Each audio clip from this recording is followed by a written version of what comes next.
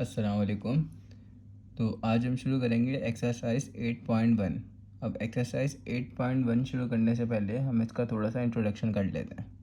अब इस चैप्टर का नाम है क्वाड्रेटिक इक्वेशंस, ठीक है।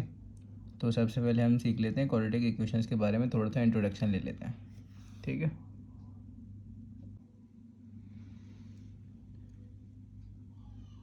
तो अब हम शुरू करेंगे क्वाड्रेटिक इक्वेशन क्या होती है ये मालूम करेंगे, ठीक है। तो इसकी छोटी सी डेफिनेशन है, क्या लिखी है, a polynomial equation with degree 2 is called quadratic equation, ठीक है। जो भी इक्वेशन लिखी हुई है अगर उसकी डिग्री 2 है, ठीक है, तो वो क्या होगी, क्वाड्रेटिक इक्वेशन होगी। अब मैं आपको इसकी स्टैंडर्ड फॉर्म लिख के बता देता हूँ। यहाँ पे स्टैंडर्ड फॉर्म क्या होती है इसकी, स्टैंडर्ड फॉर्म होती है a x square plus b x plus c is equals to zero, ठीक है। ये इसकी स्टैंडर्ड फॉर्म होती है। अब क्या, अब एक बात हमेशा याद रखो कि A is not equals to zero, ठीक है। ए कभी भी, यहाँ पे जो ए लिखा हुआ है ना, ये कभी भी ज़ीरो नहीं हो सकता, ठीक है। ये बात अपने माइंड में बैठा लो। ये मैं इसकी स्टैंडर्ड फॉर्म लिख रहा हूँ। अच्छा, अब क्या है ये भाई, ये जो मैं आपको पहले भी खैर चैप्टर्स में बता चुका हूँ, अभी फिर बता देता हूँ। ये जो एक्स स्क्वायर लिखा हुआ है ये वेरिएबल है, और ए क्या है इसका कांस्टेंट, मतलब सॉरी ए इसका कोफिशिएंट है, ठीक है। ए इसका कोफिशिएंट है। और इसके बाद क्या लिखा हुआ है, प्लस बी एक्स, तो एक्स का कोफिशिएंट क्या है, बी है, और एक्स वेरिएबल है। और सी क्या है, सी अकेला लिखा हुआ है, तो सी कांस्टेंट है, ठीक है। अब ये नहीं बोलना सी फॉर कांस्टेंट, यहाँ पे कोई और नंबर भी लिखा होगा या जो भी चीज़ लिखी होगी वो कांस्टेंट कहलाएगी, ठीक है। याद रखना है, ये सी फॉर कांस्टेंट वाला कांस्टेंट नहीं है, ये मत समझ लेना। तो ठीक है, ये लिख दिया। अब बाकी और एक और बार याद रखो, हाँ, ये बी एक्स प्लस सी लिखा हुआ है, ये ज़ीरो हो सकते हैं, ठीक है। ये ज़ीरो हो सकते हैं, बी एक्स प्लस सी, ये इज़ इक्वल टू ज़ीरो हो सकता है, लेकिन A is not equal to zero. तो चलो अब शुरू करते हैं, ठीक है। क्वेश्चन नंबर 1 क्या लिखा हुआ है, solve the following quadratic equation by factorization formula, ठीक है। तो ये क्वाड्रेटिक इक्वेशन लिखी हुई है, आपको पीछे क्वाड्रेटिक इक्वेशन का मैंने क्या स्टैंडर्ड फॉर्म बता दी थी, किस तरह से उसकी स्टैंडर्ड फॉर्म होती है। तो ये क्वाड्रेटिक इक्वेशन लिखी हुई है, देख लो। पहले एक्स स्क्वायर लिखा हुआ है, फिर एक्स लिखा हुआ है, और उसके बराबर वाला जो बी होता है, और इसके बराबर में कुछ नहीं लिखा हुआ है। इसका मतलब यहाँ पे क्या लिखा हुआ था, ए लिखा हुआ था, अब कुछ नहीं लिखा हुआ है ना, इसका मतलब ए की वैल्यू क्या है, 1 है, ठीक है। तो खैर ये हम क्वाड्रेटिक फार्मूले में सीखेंगे, जब आपको वहाँ पे सही से समझ में आ जाएगा। अभी बस आप ये याद रखो, एक्स स्क्वायर एक्स और आगे कांस्टेंट चीज़, तो वही लिखी हुई है ना, और आगे क्या लिखा हुआ है, इस इक्वल्स टू ज़ीरो। तो अब इसको सॉल्व करते हैं, कौन से मेथड सॉल्व करना है, फैक्टराइजेशन मेथड से, ये बात याद रखना। तो चलो इसको सॉल्व करते हैं। आपको खैर वैसे तो मैंने बहुत दफ़ा बताया हुआ है कि क्वाड्रेटिक इक्वेशन लिखी होती है तो इसको हम 3 या 4 तरह से कर सकते हैं सॉल्व। कॉमन फार्मूला, मिलिटन ब्रेक, अगर इन सबसे नहीं हो पा रहा होता तो फिर आगे जाते हैं कंप्यूटिंग स्क्वायर मेथड से, ठीक है। तो ज़रूरी नहीं है खैर कंप्यूटिंग स्क्वायर मेथड पे जाएँ, हम डायरेक्ट उस पर भी जा सकते हैं, क्वाड्रेटिक फार्मूला पे भी जा सकते हैं। तो ठीक है, तो इसमें सबसे पहले आप इसको सॉल्व करना शुरू करते हैं। क्या करेंगे, क्वेश्चन को एज इट इज़ ऐसे ही लिख देंगे, ठीक है। अब इस पे देखो, कॉमन निकल रहा है, कुछ भी तीनों में से नहीं निकल रहा। फार्मूला लग रहा है, वो भी नहीं लग रहा, ठीक है। अभी मैं आपको हर स्टेप में ये थोड़ी ना बताऊंगा कि भाई फार्मूला किस तरह चेक करते हैं, कि लगाना है, सब मैं आपको पीछे चैप्टर 3 में और चैप्टर 4 में सिखा चुका हूँ, ठीक। तो ये अब सॉल्व हो रहा है मिलिटन ब्रेक से, ठीक है। तो मिलिटन ब्रेक से इसको सॉल्व करते हैं। तो अब सबसे पहले देखो यहाँ पे, सबसे पहले और लास्ट वाले नंबर, सबसे पहले और लास्ट वाली टर्म को क्या करते हैं, मल्टीप्लाई करते हैं इसके साथ। इसका कोफिशिएंट क्या लिखा हुआ है, इसका कोफिशिएंट 1 है, कुछ नहीं लिखा हुआ तो 1, और यहाँ पे ये तो कांस्टेंट था, तो सबसे और लास्ट वाले को मल्टीप्लाई करते हैं, ये आपको पता है। 1 मल्टीप्लाई बाई 6 क्या आता है, आंसर 6 आता है। 6 तो 6 का क्या लेते हैं, 6 का हम एलसीएम लेते हैं, और बीच वाली को 2 टर्म में तोड़ना होता है ना। तो पहले यहाँ से एलसीएम निकाल के देख तो लें कि भाई कौन से टर्म में टूट रहा है। तो 6 छोटे टेबल शुरू करते हैं, 2 के टेबल से आता है 2 3 ज़ा 6, 3 1 ज़ा 3, तो 2 और 3 हमें नंबर मिल गया, 2 और 3 नंबर मिल गए। अब यहाँ पे क्या लिखा हुआ है बीच में, 5x, तो 5x के साथ कौन सी साइन लिखी हुई है, प्लस की। तो जो साइन लिखी होती है तो इन दोनों में जो भी नंबर बड़ा होगा उसके साथ प्लस की साइन लगेगी, तो 3 के साथ प्लस की साइन लगा दी। अब 2 के साथ प्लस लगाओ या माइनस लगाओ कि तुम्हारे पास 5 बन जाए, तो प्लस ही लगाएंगे, ज़ाहिर सी बात है। +2 +3 क्या बन जाएगा, +5 बन जाएगा। तो बन गई, बीच वाली चीज़ बिल्कुल बन गई। तो चलो लिखते हैं, एक्स स्क्वायर प्लस, अब ये 5, ये जो 5 है किन दो में टूटा, इन दो में टूटा ना, 2 और 3 में टूटा, तो यहाँ पे लिख दो 2x प्लस 3x और प्लस आगे जो बच गया उसको एज इट इज़ ऐसे लिख दो, इसी इक्वल्स टू 0। अब देखो ये, अब आपको ये कैसे पता है कि आपने ठीक तोड़ा है या गलत तोड़ा है, ये कैसे पता है आपको? इन दो को प्लस क्या माइनस जो भी आ रहा है यहाँ पे वो करो, तो बीच वाली ये वाली चीज़ बननी चाहिए, और इन दोनों को मल्टीप्लाई करो, मतलब 3 2 ज़ा 6 मल्टीप्लाई करो, तो यही नंबर बनना चाहिए जिसका आपने एलसीएम लिया था। अब यहाँ पे बाई चांस 2 लिखा होता तो 2 6 ज़ा क्या होता, 12 होता, तो यहाँ पे 12 का बनना चाहिए था, ना कि आखिरी वाले नंबर देखोगे, ये नहीं। ठीक है, इन दो को मल्टीप्लाई करेंगे, बाय चांस यहाँ पे 1 था इसका कोफिशिएंट, तो 1 मल्टीप्लाई बाय 6 किया तो 6, तो 6 का बन रहा है, 3 2 ज़ा 6 बीच वाला बन रहा है, बिल्कुल 3 2 ज़ा 6 तो बन रहा है, और प्लस माइनस होके भी ये बन रहा है और मल्टीप्लाई होके भी वो बन रहा है जिसका एलसीएम लिया था, तो इसका मतलब बिल्कुल ठीक क्वेश्चन कर रहे हैं। अब अगले स्टेप में क्या करते हैं, अगले स्टेप में देखते हैं कि भाई कुछ कॉमन आ रहा है, तो दो टर्म्स का कॉमन निकाल लेते हैं। ये सब मैं आपको पीछे सिखा चुका हूँ। तो इन दो में कॉमन देखो क्या आ रहा है, एक्स कॉमन आ रहा है, तो यहाँ पे एक्स बच गया और यहाँ पे 2 बच गया। इन दो में कॉमन क्या आ रहा है, इन दो में कॉमन आ रहा है 3। ठीक है, और पहली टर्म में क्या बच गया, एक्स बच गया, और दूसरे वाले में से क्या बच गया, 3 2 ज़ा 6, 3 बार आया ना, मतलब 3 के टेबल में 6 कितने टाइम्स आता है, 2 ज़ा आता है। ठीक है, और आगे 0 ऐसे लिख देंगे। तो अब इसकी एक और भी पहचान होती है कि भाई आगे जो भी आपका आंसर आ रहा हो उसमें ये दोनों सेम आ रहे हो। ठीक है, ये दोनों सेम आ रहे हो, क्यों ये दोनों सेम आना ज़रूरी है, वरना आपने कुछ ना कुछ गलती करी, ऊपर गलती करी है, कहीं ना कहीं गलती करी है, ये बात याद रखना। अब ये पहली टर्म हो गई, ये दूसरी टर्म हो गई, अब 2 टर्म्स हो गई ना, पहले 4 टर्म्स थी, अब 2 टर्म्स बन गई। तब 2 टर्म्स में देखो कुछ कॉमन आ रहा है, तो बिल्कुल कॉमन आ रहा है, एक्स प्लस 2 कॉमन आ रहा है, दोनों में सेम लिखा हुआ है ना, एक्स प्लस 2, तो एक्स प्लस 2 को कॉमन निकाल लो, तो कॉमन निकाल के लिख दिया। अब ये पहली टर्म में से क्या बच गया, ये पूरी पहली टर्म है ना, इसमें से सिर्फ एक्स बच गया, एक्स बच गया। अब ये दूसरी टर्म में से एक्स प्लस 2 तो बाहर निकाल लिया, मतलब कॉमन निकाल लिया, तो क्या बच रहा है अंदर, खाली 3 बच गया, तो प्लस का 3 बच गया, प्लस का 3, अब इक्वल्स टू 0। ठीक है, यहाँ तक हमने सॉल्व कर दिया क्वेश्चन। अब कैसे निकालेंगे भाई, हमें एक्स की वैल्यू भी तो निकालना होती है, हमने फैक्टराइजेशन मेथड से सॉल्व तो कर दिया, उसके फैक्टर बना दिए, फैक्टर मिल गए, लेकिन एक्स की वैल्यू भी तो निकालनी है, तो एक्स की वैल्यू कैसे निकालेंगे, ये एक्स प्लस 2 एक्स प्लस 3। ठीक है, इसको कंपेयर करा देते हैं, एक्स प्लस 2 को 0 के कंपेयर कर देंगे, मतलब 0 के बराबर कर देंगे, ऐसे करके इधर और वाले तरीके से। ठीक है, आपको ये भी तरीका पहले सिखाया हुआ है, तो इधर और वाले तरीके से इसको सॉल्व करते हैं, एक्स प्लस 2 इक्वल्स टू 0 और एक्स प्लस 3 इक्वल्स टू 0। ठीक है, अब क्या करेंगे, यहाँ पे x की वैल्यू निकाली है ना, तो यहाँ पे प्लस 2 लिखा हुआ है, तो वहाँ जाके क्या हो जाएगा, -2 हो जाएगा। x को क्यों नहीं लाया, क्योंकि x को फाइंड करना था ना, अननोन वेरिएबल था, उसको फाइंड करना था, तो 0 के साथ यहाँ पे जाके माइनस हो गया, यहाँ पे ये लिखा हुआ है +3, तो वहाँ जाके क्या हो जाएगा, 0 -3। इसका आंसर क्या आ गया, -2 आ गया, इसका आंसर क्या आ गया, -3 आ गया। ठीक है, तो यहाँ तक हमने सॉल्व कर दिया, एक्स के भी 2 आंसर आ गए। अब यहाँ पे क्या करो, सॉल्यूशन सेट बना दो आखिर में, बस मतलब एक्स के 2 आंसर आए ना, तो एक्स के 2 आंसर्स का सॉल्यूशन सेट बना दो बस, -2 -3, तो ये आपको सॉल्यूशन सेट बन गया और यही आपका आंसर हो गया यहाँ पे। बस इतना सा था ये क्वेश्चन, बहुत ईजी क्वेश्चन था, कोई मुश्किल क्वेश्चन नहीं था, ना कोई इसमें रॉकेट साइंस लगी थी, हर क्वेश्चन इसके आगे का ऐसी है, बस फैक्टराइजेशन मेथड से करना है। 8.1 का क्वेश्चन नंबर 1 याद रखना। अब इसका पार्ट 2 शुरू करते हैं। ठीक है, ये भी बहुत इजी है, कोई मुश्किल क्वेश्चन नहीं है, ना कोई इसमें कोई रॉकेट साइंस लग रही है, बिल्कुल इजी क्वेश्चन है। सबसे पहले स्टेप पे क्या करो, क्वेश्चन को एज इट इज ऐसे लिख दो। ठीक है, अब ये क्वाड्रेटिक इक्वेशन ही लिखी हुई है ना, ये आपको पता है, एक्स स्क्वायर होना चाहिए, फिर एक्स होना चाहिए, फिर कांस्टेंट कोई भी चीज़ होनी चाहिए, कांस्टेंट नंबर, ये रहा आपके पास 1 लिखा हुआ है, -1 लिखा हुआ है, सॉरी। ठीक है, अब क्या होता है, अब कैसे बताएंगे, अब देखो यहाँ पे इसको कैसे सॉल्व करेंगे, वही आपको बताया था, कॉमन फार्मूला है मिलिटन ब्रेक, तो ना इसमें से कॉमन निकल रहा है, ना कोई फार्मूला लग रहा है, तो मिलिटन ब्रेक होगी।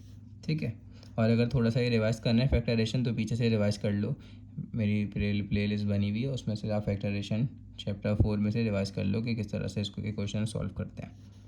ठीक है, तो चलो अब देखो, क्या आपको पता है मिलिटन ब्रेक कैसे करते हैं, पहले और लास्ट वाले टर्म को मल्टीप्लाई करते हैं, तो यहाँ पे 6 लिखा हुआ है, यहाँ पे क्या लिखा है, 1 लिखा हुआ है, तो 6 मल्टीप्लाई बाय 1, इसको मल्टीप्लाई करेंगे तो क्या आ गया, 6 आ गया, तो जो नंबर आता है उसका एलसीएम लेते हैं। यहाँ पे बाई चांस 2 लिखा हुआ था, तो 6 2 12, तो 12 का एलसीएम लेते हैं। ठीक है, ये बात याद रखना। अब क्या, छोटे टेबल से शुरू करेंगे, तो छोटा टेबल क्या है, 2 के टेबल में आता है 6, और फिर छोटे टेबल में तो 2 3 आता है, और 3 किसके सबसे छोटे टेबल में आता है, 3 अपने खुद के टेबल में आता है, 3 1 3। ठीक है, तो बस अब क्या हो गया, 2 और 3 नंबर मिल गया, 2 और 3 नंबर मिल गया। अब बीच वाला जो नंबर लिखा हुआ है, क्या लिखा हुआ है, 1 लिखा हुआ है। ठीक है, 1x लिखा हुआ है ना, मतलब एक्स के पीछे कुछ एक्स का कोफिशिएंट कुछ नहीं लिखा हुआ है, इसका मतलब इसका कोफिशिएंट 1 है, ठीक है। तो यहाँ पे 1 लिखा हुआ है। अब यहाँ पे देखो इसके साइन क्या है, माइनस है, ठीक है। अब जो भी बीच वाले की साइन होगी ना, तो उस साइन को हम बड़े नंबर के साथ लगा देंगे। इस 2 और 3 में बड़ा नंबर क्या है, 3 बड़ा है, ठीक है। तो यहाँ पे माइनस की साइन लगा दी। अब इस 2 के साथ प्लस लगाओ या माइनस लगाओ कि आपके पास 1 बनना चाहिए। यहाँ पे 1 एक्स लिखा हुआ है ना, मतलब 1 1 बनना चाहिए, क्योंकि इस एक्स को 2 नंबर में तोड़ेंगे ना। मिडिल टर्म का मतलब ये मतलब होता है ना, मिडिल टर्म ब्रेक करना, ठीक है। ये मिडिल वाले टर्म को ब्रेक करना, ये मतलब होता है इसका। तो इसमें प्लस लगाओ या माइनस लगाओ कि बीच वाला बन जाए, क्या बन जाए, बीच वाला 1 बन जाए। तो इसकी जगह पे हम प्लस लगाएंगे, तो क्या बन जाएगा, -1 बन जाएगा। +2 -3 को सॉल्व करो तो -1 बन जाएगा, बिल्कुल ठीक।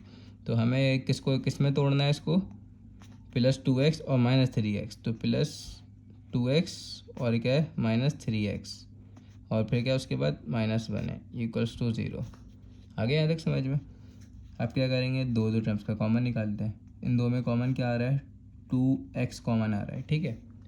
2x कॉमन आ रहा है, तो 2x कॉमन निकाल दिया।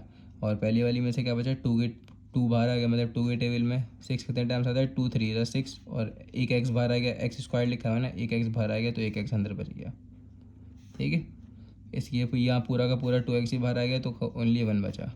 अब यहाँ पे क्या कॉमन आ रहा है, यहाँ पे माइनस भी लिखा है, यहाँ पे माइनस लिखा है, तो माइनस की साइन कॉमन आ रही है, ठीक है। तो माइनस की साइन कॉमन निकाल लो, और 1 भी कॉमन आ रहा है। मतलब जब भी कुछ कॉमन नहीं आ रहा होता ना, मतलब इन दो में और कुछ भी कॉमन नहीं आ रहा, तो बस कॉमन निकाल दो 1। या तो प्लस का 1 कॉमन निकालेगा, तो माइनस का 1 कॉमन निकालेगा, आपकी मर्ज़ी है, ठीक है। अब माइनस का 1 कॉमन निकालने की एक और वजह ये भी है कि माइनस की साइन निकालने की एक और वजह ये भी है कि आपको बताया था ना मैंने पिछले ही क्वेश्चन में बताया कि ये 3x+1, तो यहाँ पे भी 3x+1 ही बचना चाहिए, वरना 3x -1 बच जाता और यहाँ भी माइनस आ जाता, ठीक है। तो अंदर बिल्कुल सेम बचना चाहिए।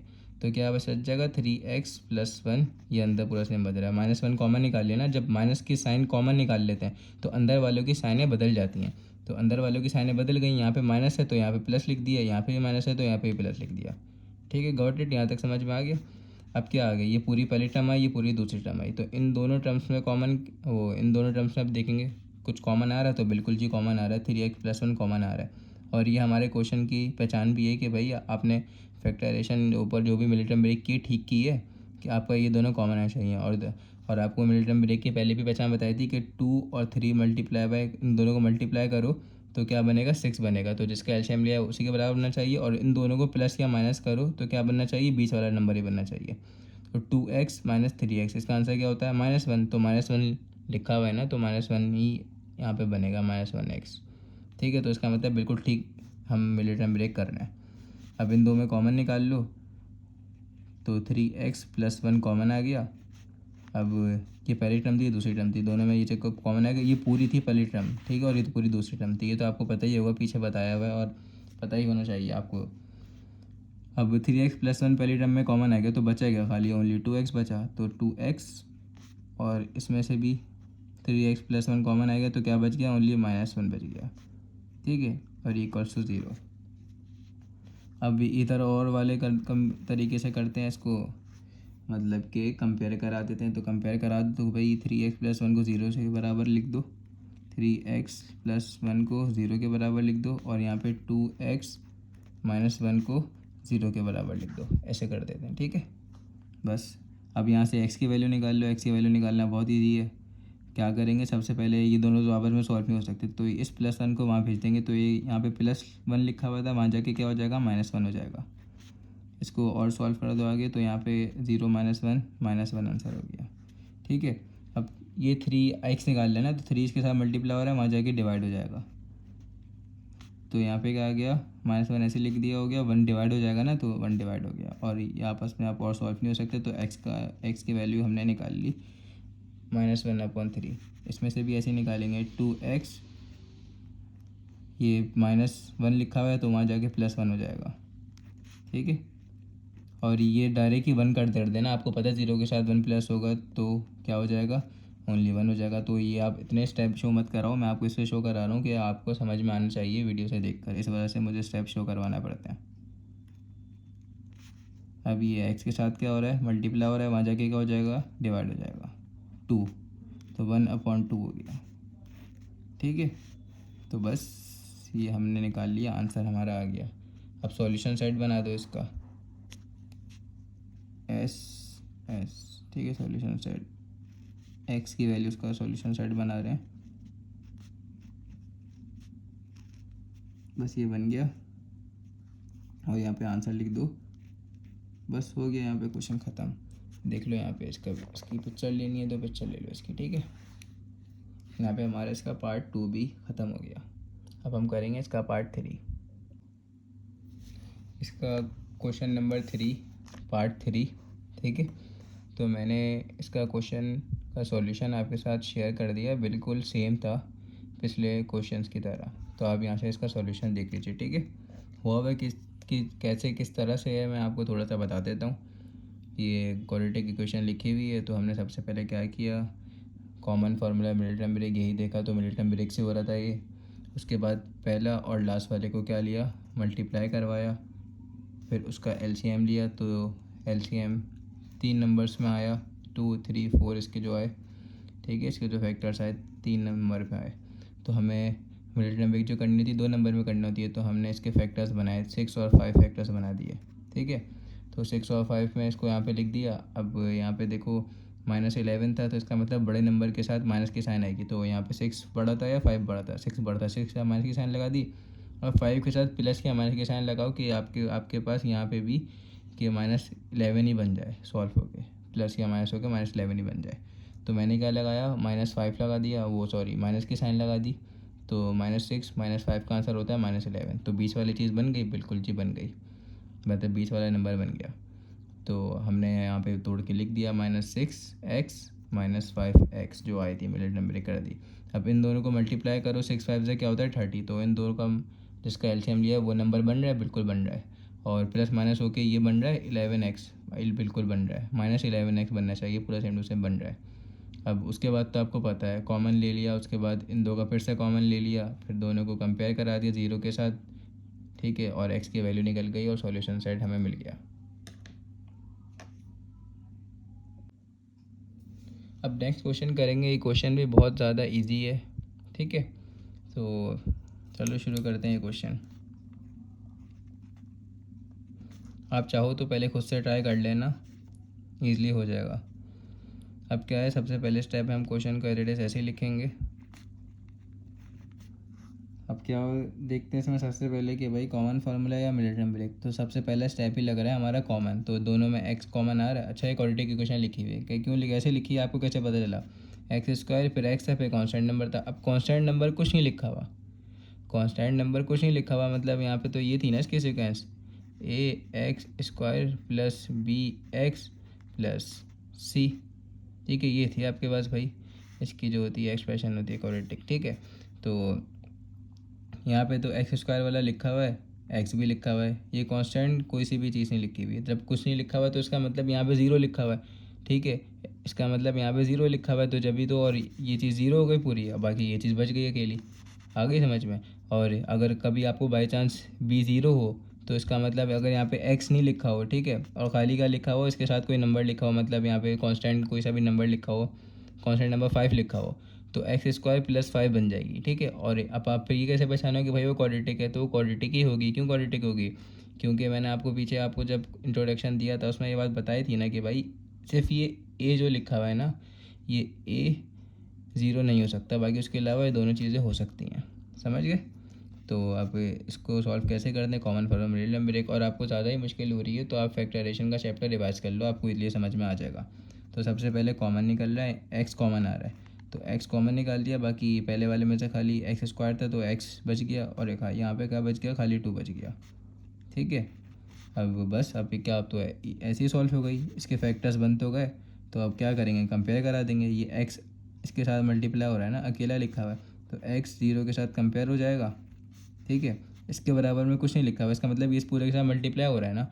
तो बाकी जो हमने ऊपर भी फैक्टर्स बनाए थे, आप ऊपर क्वेश्चन देख लो भाई, जो ऊपर हमने यहाँ पे फैक्टर्स बनाए हुए हैं इसके, x+2, ऊपर से क्वेश्चन दिखा देता हूँ पूरा का पूरा, ठीक है। x+2 x+3, तो ये पूरा इसके साथ मल्टीप्लाई हो रहा था ना, ब्रैकेट बना हुआ था, ये दोनों आपस में मल्टीप्लाई हो रहे थे। तो जब भी तो हमने कंपेयर कराया था, इसको 0 के साथ कंपेयर करा दिया था, इसको किसके साथ करा दिया था, 0 के साथ कंपेयर करा दिया था। इसी तरह भाई यही भी क्वेश्चन ऐसे ही होगा, इसमें x-2 वाला है, लिखा हुआ है पूरा ब्रैकेट में, और ये भी लिखा हुआ है, आप ब्रैकेट बनाना चाहो तो ब्रैकेट बना दो, ठीक है, क्योंकि आपस में मल्टीप्लाई हो रहा है। ब्रैकेट का मतलब क्या होता है, मल्टीप्लाई हो रहा है, तो वहाँ पे भी तो ऊपर ब्रैकेट बने, तो ब्रैकेट का मतलब मल्टीप्लाई था, तो ये भी मल्टीप्लाई हो रहा था, वो भी मल्टीप्लाई हो रहा है। तो एक्स को 0 के बराबर कर देंगे, इसको भी कम मतलब कंपेयर करा रहे हैं ना, तो एक्स माइनस 2 को भी फिर 0 के बराबर ले आएंगे, ठीक है। यहाँ से x की वैल्यू निकालनी थी, तो x की वैल्यू पहले से ही निकल गई भाई, x की वैल्यू 0 हो गई, पहले से ही x की वैल्यू 0 हो गई। यहाँ पे निकालनी है तो कैसे निकालेंगे, x माइनस 2, ये यहाँ पे -2 है, वहाँ जाके क्या हो गया, +2 हो गया। तो x की वैल्यू 0 + 2 क्या होता है, 2 होता है, तो x की वैल्यू दूसरी वैल्यू भी हमारे पास आ गई, ठीक है। बस ये क्वेश्चन यहीं पे सॉल्व हो गया। अब x की दोनों वैल्यूज़ आ गई, सॉल्यूशन साइड बना दो, क्या आ गया, 0, 2, सॉल्यूशन साइड बन गया। इतना सा क्वेश्चन था ये, बस कितना आसान क्वेश्चन था।